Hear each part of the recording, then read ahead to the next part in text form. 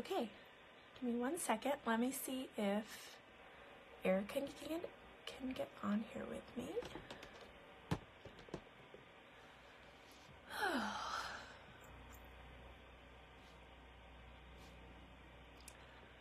Okay, hey guys, can you hear me?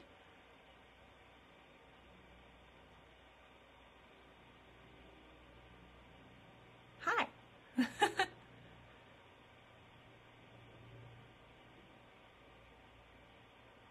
Oh,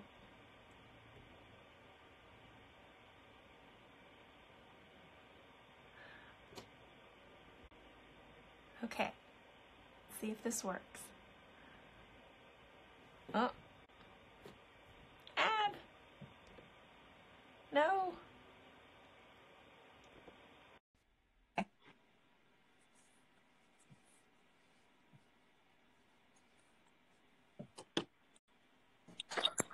Hey, Yay!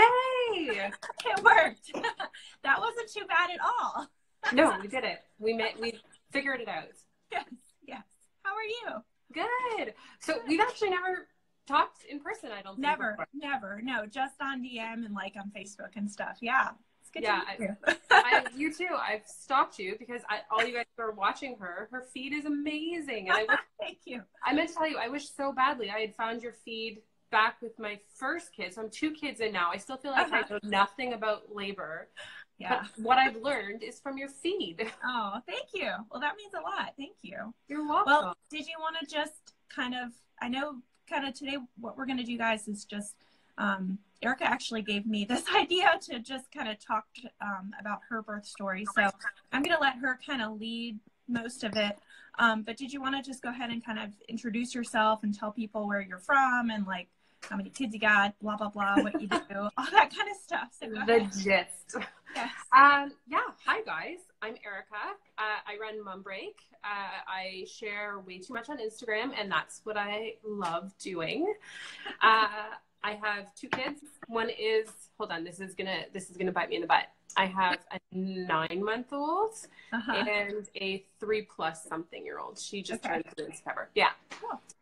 Yeah. Oh, I'm in Ottawa. Canada. It's important to note, I think, because it's cold and snowy and. Well, I thought it was cold this morning for me, and it's like 49 degrees. So I was like, bear. And then I remembered I knew you were in Canada, and I was like, that's probably nothing to her. Yeah, and I'm really bad because I can't do the conversion at all. If someone were to tell me that like your temperature, because you're Celsius. It's right? Embarrassing. I have to Google everything. Yeah, that's funny. Well, I'm sure it's too warm for you because it's not very. I live in North Carolina, so I'm a baby. We're used to like 90-degree, like hot summers. So funny thing is that I noticed that you're from North Carolina, and it's funny. I was I fangirled out a little bit about it because I used to be obsessed with the show One Tree Hill, and Chad Michael Murray was like the dream, and we would have viewing parties with our friends in high school to watch One Tree Hill, and they were like, and we actually talked about road tripping down to you to actually watch one of the viewings when it was back live. And then we're like, it's way too far. We're not going to do it. I was obsessed with One Tree Hill too. I stopped watching actually. Like, what happened? They went 5 years ahead or something, and I was like, this is ridiculous. It just got bad. It jumped the shark. Like the show was like, I'm like, it's not the same anymore. So I stopped watching it after that. But it was it was in Wilmington. I'm in Raleigh, so I'm like probably 2 or 3 hours from Wilmington. But yeah, Wilmington is gorgeous. I might have, if we had, been able to steal our parents' car back in the day, we probably would have road tripped down. But we were lazy. Yeah. Cool. All right. Well, we can go ahead and get started. I know I kind of read I know you have your birth story up on your blog, and I read it last night, and I was like dying laughing. So I'm excited to talk to you, and just kind of jump right into it. So if you want to, you can just go ahead and jump right into it and talk. Yeah. So again, going back to the oversharing, I overshare not because I like sharing my personal information with people, but because I think it actually, if it just helps one person, then it's totally worth it, right? So I have the most ridiculous birth story. And it actually, I shared it with Scary Mummy, and then it went like viral. Well, viral for me. Maybe not viral in terms of like the world of viralness, but it's like has 18 times more page views than every single other blog post I've ever written. Nice. Because people love birth stories. I love them. Yeah. My birth story involves a funny story about poop, which if you just say the word poop, people die laughing because we're deep down inside, we're all like 12-year-old girls who think and it's like a lot of poop too, right? Like it's going to be like, mostly we're going to be talking about poop. Yeah. So if you're uncomfortable with poop, I'm assuming most of your followers are moms. So poop shouldn't bother them anymore because chances are they've had it on like every part of their body, from like, digging it out of kids' bums, or if you've had to go down the suppository route, we did that. And it was like, nothing bothers me anymore. No. But before I had kids, I remember a specific moment watching one of my friends change a diaper of her like 6-month-old baby girl. She wiped her butt, and I was like, that is the most disgusting thing. And I was pregnant at the time. I was like, I can't believe I have to do this. And now it's like, really? Like, there's nothing, doesn't hit you at all. So I'm really excited to hear your like reaction to my birth story, because I feel like I want to know what a labor and delivery nurse kind of sees a thing. Anyways, I'll sort of start things off, because I think it's important to mention that I was super high risk pregnancy for a couple different reasons, and I'll explain why it's important to mention that. So I had cholestasis. Do you have a lot of patients with cholestasis? Not a whole lot. It definitely happens. It's common, but it's not as common as like preeclampsia or gestational diabetes, but yeah, for sure. People definitely do get it. So I know, I didn't Google it a ton, but what I know from my layman's version and my like experience with having it with both kids is cholestasis basically is my liver is wonky. So typically the course of action in Canada anyways is they induce at 37 weeks, because the biggest risk is stillborn. So the longer in your pregnancy you go, the higher the risk of having a stillborn is. So they kind of do that fine balancing act of inducing at 37 weeks because that's technically term, but it's getting it out as soon as possible while still having allowed the baby to develop. So I had cholestasis. It's like 1 in 1,000 people get it. And the biggest complication is stillborn. So like big, scary thing number one. Yeah.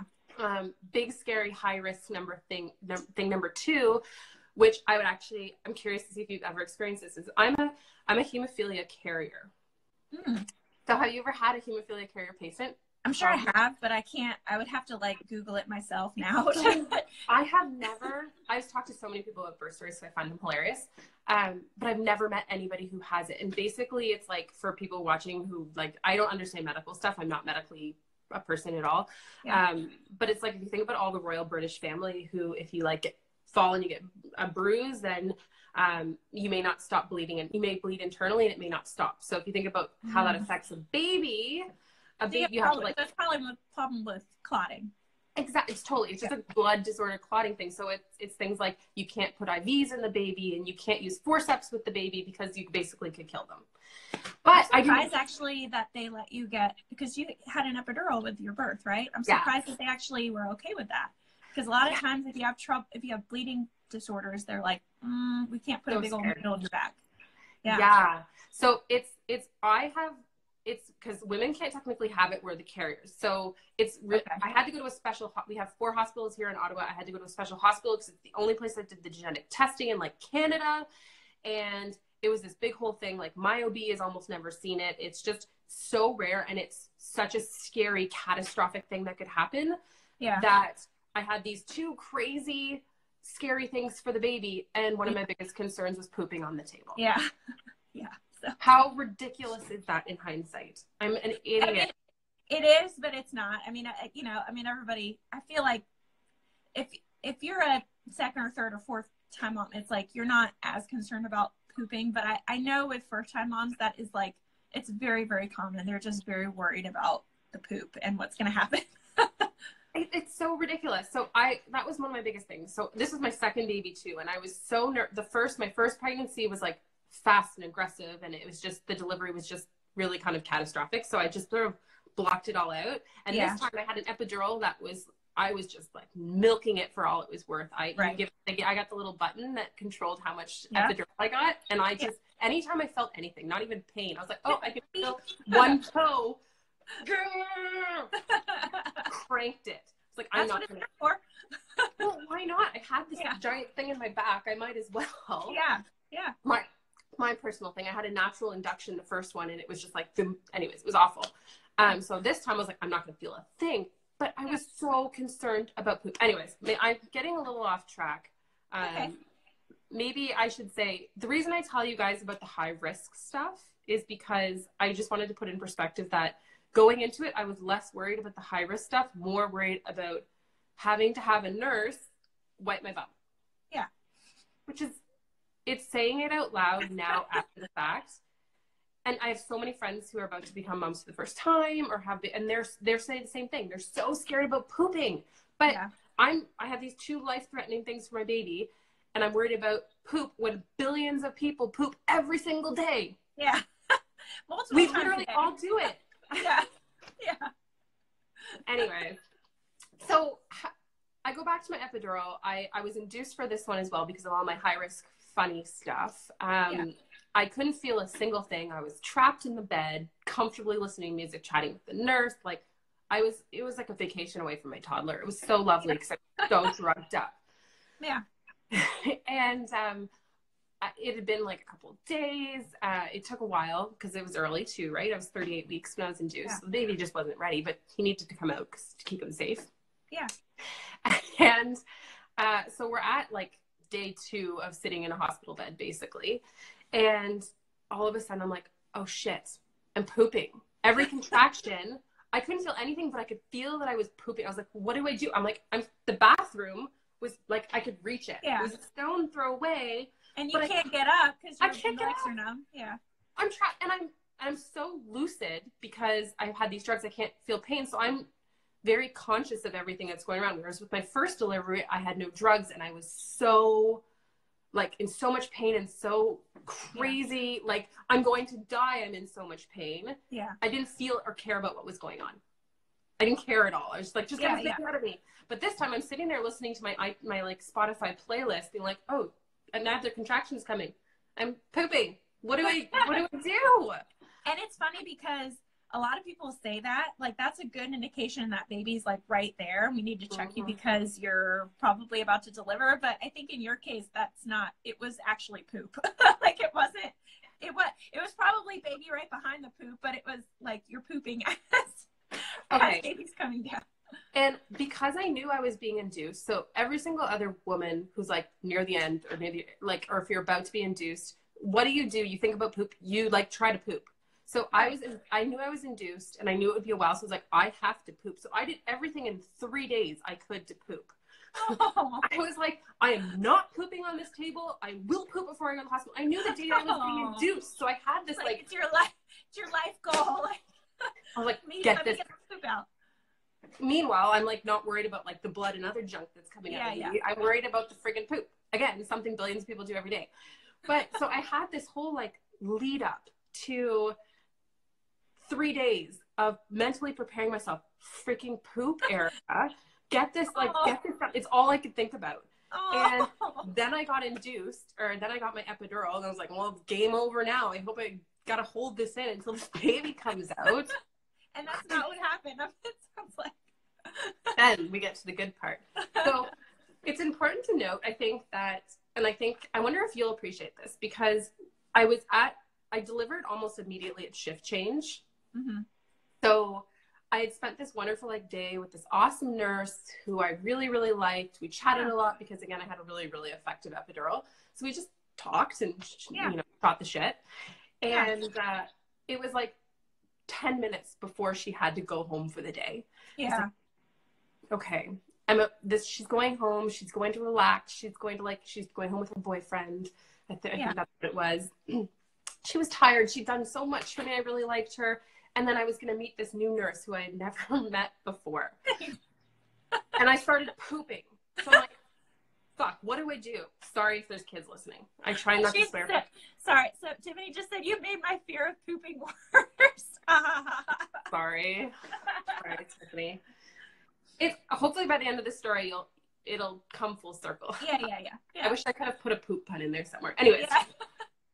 Oh crap. Emojis. I hate those emojis, but they're so accurate. Yeah. So I'm sitting in bed, literally every contraction. And at this point I was induced for 2 days. So I'm like near the end, but I can't feel anything. So I don't actually know how close to the end that I am. Yeah. And, I'm like, we got a poop there you go. emoji. Thank you. There you go, Alex. Poop emoji. Yes. Yeah. Such like a visual poop emoji considering the story. Well, right. Anyways, I'm sitting here at the end, and these, again, I mentioned it's near the end because the contractions are coming quick. It's like every 30 seconds to a minute, I'm friggin' pooping. Yeah. And it's at the end of the shift change. And I'm like, this poor nurse I love so much, I'm not asking her to come in and wipe my ass. I'm just not doing it. I'm not sending her home before her night. Her last task of the day will not be to wipe my ass. I'm sorry. It's not going to happen. And then I was like, well, fuck, who's going to do it? Because there's this beautiful new nurse. I want to take care of me. Yeah. And I want to like win her over. And I want her. I'm like, I can't be like, hi, nice to meet you. I'm Erica. Wipe my butt. Right? Like it's such an awkward window. Yeah. So I'm like stuck in the room, looking around, being like, okay, well, my husband's here. Poor man. So this is where it gets interesting. And thank God he doesn't have Instagram and won't watch that. Mine doesn't either. It's good. It's better that way. So he ran to the bathroom, got me the toilet paper so that I could sit epiduraled, 9 months pregnant, not being able to move, being like, we have to get this poop from the bed so they don't know. I can't let anybody know. I'll never. And then at the time, don't ever tell anybody this. And here we are. We have to get the poop from the bed so no one knows and there's no evidence of this into the toilet, which is like, again, I can't get there, but I can like reach it. Yeah. So every contraction, it was like, honestly, I was like the poop beat test. Like, get back, help, get the poop in the toilet. Like, oh my God. And it was awful. It was so traumatic. And I kept being like, Jordan, be quiet. Don't tell anybody. They can't know. Because here are the nurses walking up and down the hall too. Like, don't tell them. They're like, I guess they're doing like their rounds because it's shift change. Yeah. Whenever they're talking to you, like, report. Yeah. Anybody know. And then, so Jordan, like, we're in the middle of one of our poop beep tests, and then both nurses walk in. Oh no! Fuck my life. Like, what are you doing? Or like, is there like poop in his hand? Yeah. Like, we're like, nothing at all. And then they looked at us because she was coming in to introduce the new nurse. And I'm like, oh my God, we got caught. We didn't get away with this. We weren't as sneaky as we thought. What did they say? They just looked at us like we were insane. And they're like, what? I think they walked into the room and they literally just couldn't understand what was happening.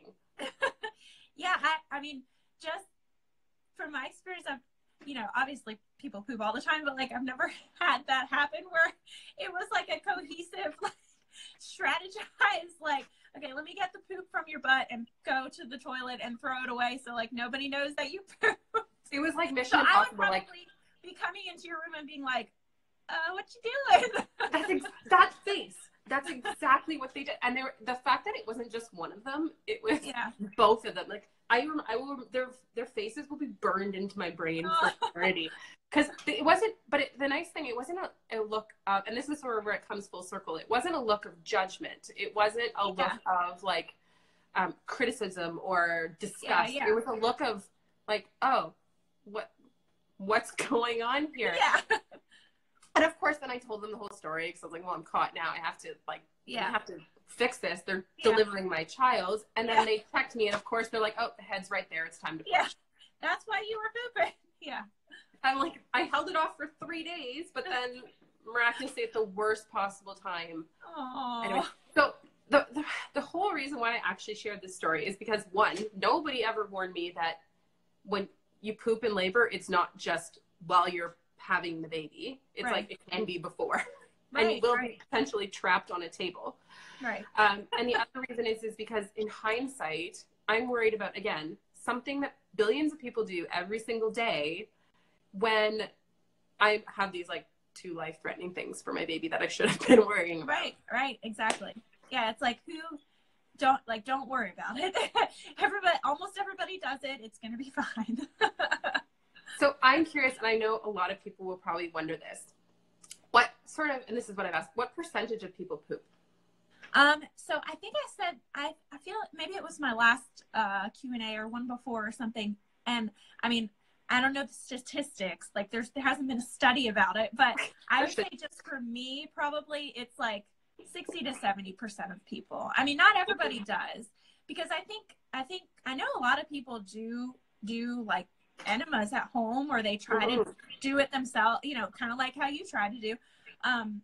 And or some people, what happens is your body just kind of naturally, you have like diarrhea and just you know, you poop a whole lot before you, or like an early labor. So I think that's why some people don't, but it's usually like just a little bit comes out, you know. I mean, it's not, and it's no big, and probably the percentage of people that happens to, where you have that much and it's like before, it's not that high. But just in general, the poop, yeah, it's probably 60 to 70% of people. And honestly, what I do is, you're pushing, and if it starts coming out, I just have like a little washcloth and I just kind of wipe it. And I mean, most people don't even realize. I mean, some people do, but like most people, it's just like you just kind of wipe it and get it really quick, and then you just keep pushing, and most people don't care. And most husbands, you know, most partners don't care. Did you see Alex's comment? Prego Alex, her cat poops. See, and that's the thing. It's like you were saying though, it's not like my first delivery. I didn't ask. I didn't know. I didn't care, because it wasn't something that I was thinking about or focusing on. And because of it, I was just focusing on the birth and delivery. And I probably did poop the first time, but no one told me. The nurses didn't care. They cared about the fact that they looked down and they saw a whole bunch of blood. Like they were more worried about that than yeah. And honestly, I think it does make a difference if you get an epidural or not, because when you're naturally delivering, like you're not, I mean, it's like the last thing on your mind is like you know, you're like thinking about, oh my God, I'm in so much pain, I got to get this baby out, or I'm pushing and blah, blah, blah. So I think like when you have an epidural, it's like there is something to think about, because it's not, you know, obviously people have pain at the end with epidurals. I'm not saying that, but I think it's more common for people to kind of worry about it when you have an epidural, because you can worry about it. Yeah, I think that having had one birth of each, you're so right. Because the first one, the only thought going through my mind was, I'm going to die. I'm in so much pain. Yeah. And the second time, I was like just sitting, listening to music, shooting the shit. So it's yeah. Hey, I punned. I knew I'd slip a poop pun in there somewhere. Yeah. Nice. But I was curious to see how, because they didn't seem phased at all. I mean, other than the fact that it's like a unique situation, and that they had this like super sneaky patient doing something really weird. But and every once in a while, you know, it really doesn't bother us. I mean, every once in a while, it smells really bad, but I mean, I'm never gonna be like, oh, you know, you just kind of deal with it. I don't know. It's kind of like your kid. You're not like, I don't know. It's like the least, you know, on the things that I'm worried about you, it's like number 10. You know what I mean? I just kind of get rid of it and deal with it and move on. And that's so good to hear. And that's exactly why I shared the story, is because like so many people are worried about it, and they shouldn't, because especially if it's something that affects the progress of your labor. People I was embarrassed about pooping in front of were purely the nurses. And if the nurses don't care at all, then why are people worried? Yeah. And I think a lot of people are worried about their partners too. Because like, that's just common, that they don't, like, not even they're worried about me judging you, but like maybe they've never pooped in front of their partner before, and then all of a sudden, like, and then all of a sudden it's like, you know. So Tiffany's hospital requests a bottle enema, because I definitely didn't want to poop. See, I wish I had done request. So some places still do that routinely. That's kind of more of an old practice, and we've gotten kind of rid of it. But some places do still offer enemas, but we usually, it's not it's gonna come. It's not gonna.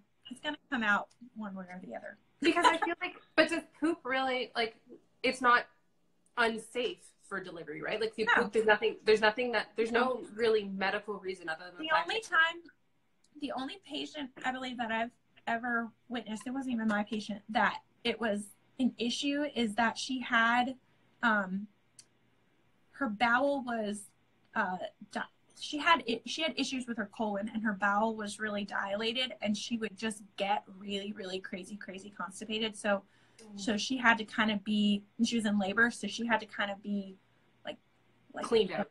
Yeah, cleaned out, and then she had a baby. So because it was so much, but I mean, I think eventually, but I think eventually it would have kind of come out one way, but it was impeding her labor. But yeah, there is no like issues with the amount of poop or the consistency of poop. You know what I mean? There's no medical issue with poop. So having stomach problems my whole life, poop is part of life. That's exactly it. Like it's like you think about people in the world. Let's assume that everybody poops every day. Because you have some people who poop a lot. And some people who don't poop every day. So everyone's average, on average, there's like billions of poops taken in the world a day. So why would a mom be worried about pooping while they're also simultaneously like spread legs, or they're C-section, and then their organs are out, which I guess probably poop doesn't happen at that point, but I don't know because I've never had a C-section. Yeah. But it's like you have literally all this other junk coming out of you, and why are you worried about a thing that happens billions of times a day? Right. I'm an idiot, but you live and you learn, right? So which is why I feel happy sharing this story. Yeah, well, thank you. And it's funny. It is funny. It was hilarious. I have little tears on the corners of my eyes because I was like laughing so hard. I wrote about it on my blog. So mumbreak.ca. If you just go ahead and plug all your stuff. Tell people where they can find you. So you can find me. I think I've never actually been on a Facebook co-live, but mum.break on Instagram. I am as equally candid as I have been here, because I feel like motherhood is so wonderful and so beautiful and so hard and so disgusting and so challenging and so like gut-wrenchingly sad, but awesome that I just want to share all components of it, as opposed to just like sitting in a bed with a coffee cup with jeans and kids sitting perfectly. And your hair all day. Yeah. I'm on day 1 of shower hair. So I go through like a 6-day shower cycle. I'm on day 4. Good for you. 3 or 4 or something. Dry shampoo is God. Love it. Yeah. So I'm there on Instagram. And if you want to actually read the poop story that went viral for me, it's just search poop on mumbreak.ca. Nice. Yeah. Okay. Cool. Awesome. Well, thank you so much. And I think in my story maybe yesterday or something that I was going to maybe try and do this recurrently. So if you guys like this, if you guys like this and you like to hear kind of other people's birth stories, like let me know. I'll probably put out a poll or something later today or tomorrow or something and kind of ask you guys. But I would love to listen to more people's birth stories. Yeah, and it's something I would for sure watch, because it's so, and I don't have one friend. I have, so many friends with babies, and not one of them has had the same birth experience. Sarah asked, to have an episiotomy. That's where they like V to A, right? They cut, yeah. Yeah, sorry, V to A. Very medically correct answer. No, I'm apparently, when it comes to pushing, I'm very effective at it. Well, it sounds like in your story you only pushed for a few minutes, right? Yeah, I don't like saying this out loud because there's a lot. Yes. So both of my pregnancies, I was induced, and like the first one, 3 days later I had her. So it was awful, and it was all natural. And then the second one I was induced, and then 2 days later I had him. But the actual pushing time for both, I pushed twice with my daughter, who was 5 pounds, and like projected out through a natural induction. And with Austin, I only pushed like 4 times. Yeah, nice. I have birth and hips. That's the way to go. Cool. It's so aside from the whole weird poop thing, yay, birth and delivery. Cool. All right, well, thank you so much for your time. I know you have something to do at 10:30, so I'm not going to keep you. Thank you so much for having me. It's so much fun. Keep doing your stories because I'm excited to watch other people. I like it. Yeah. I don't take credit for this at all. This was Erica reaching out to me and being like, hey, this is a good idea. Like, I have a really funny story, blah, blah, blah. So no credit over here. It's all Erica. So you got to go follow her it's at mom.break, right? That's your Instagram handle? Okay, cool. So yeah. Awesome. Yeah. Okay. Have fun getting stuff in the forums. Yes. All right. Bye. Bye.